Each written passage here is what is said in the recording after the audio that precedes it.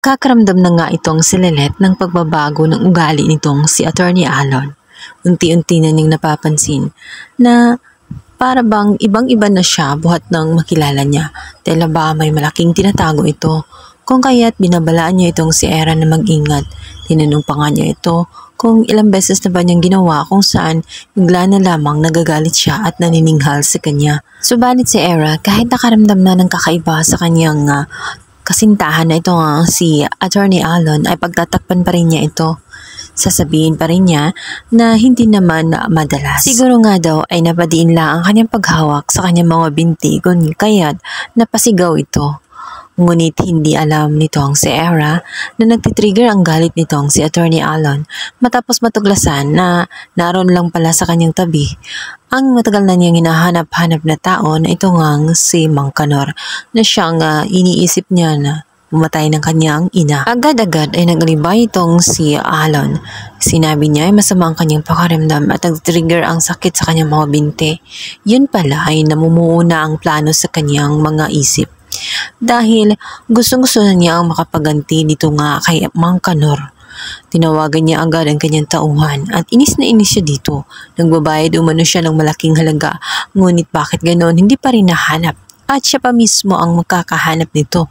Sabi niya ay walang kwenta ang kanyang inutusan, nagsasayang lamang siya ng pera. Maya-maya pa ay pinuntahan na naman niya itong kanyang kasabwat na itong si Patricia. Gusto niyang humingi ng tulong pinansyal dahil nga sa nagtatago siya sa ibang katauhan. Malaking pera ang kanyang kakailanganin.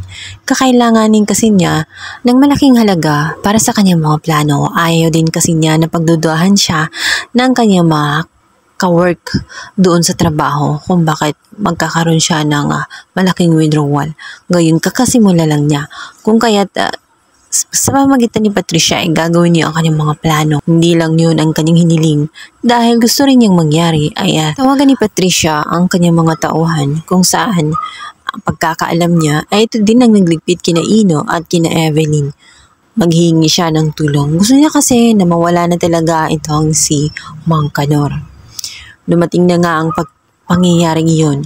Nag-invite itong si Mang Kanor ng dinner at dito nga ay niyaya pa itong si Attorney Alon. Wala silang kamalay-malay sa mangyayari kung saan doon na pala gagawin ni Attorney Alon ang kanyang mga plano. Sapagkat sa dinner na iyon ay hindi makakasipot itong si Mang Kanor dahil inabangan na siya sa labas at dinukot na nga ng mga tauhan itong si Patricia. Dahil na rin sa utos nitong si Attorney Alon, magugulat na lamang itong si Lelet at itong si Era dahil hindi nakarating itong si Mang Kanor. Ngunit ang pinagtataka nga nitong si Lelet ay nakita na niya sa labas itong si Mang Kanor at nagulat siya at bigla na lamang itong nawala. Nitong si Attorney Alon na baka nga daw ay nagkaroon ng emergency sa kanyang pamilya kaya hindi na siya nagkaroon ng oras na magpaalam sa kanilang dalawa. Ngunit nagtataka si Lelet. Pakiramdam niya ay may kakaibang nangyayari. May nangyaring hindi maganda kay Mang Kanor dahil imposible na bigla na lamang siyang aalis. Gayong nakita niya ito sa kanyang mga mata at bigla na lamang itong naglaho na parang bula. Sa kabilang banda, gulat na gulat si Mang Kanor sa mga pangyayaring hindi niya inaasahan. Binubugbog siya ng mga tauhan nitong si Patricia. Sinabihan niya ang mga ito ay bakit siya dinukot ay wala naman silang mapapala dahil matanda na siya at wala naman siyang kayamanan kung ninais nila ay pera. Ngunit magugulat na lamang itong si Mang Kanor matapos nga siya ay itali.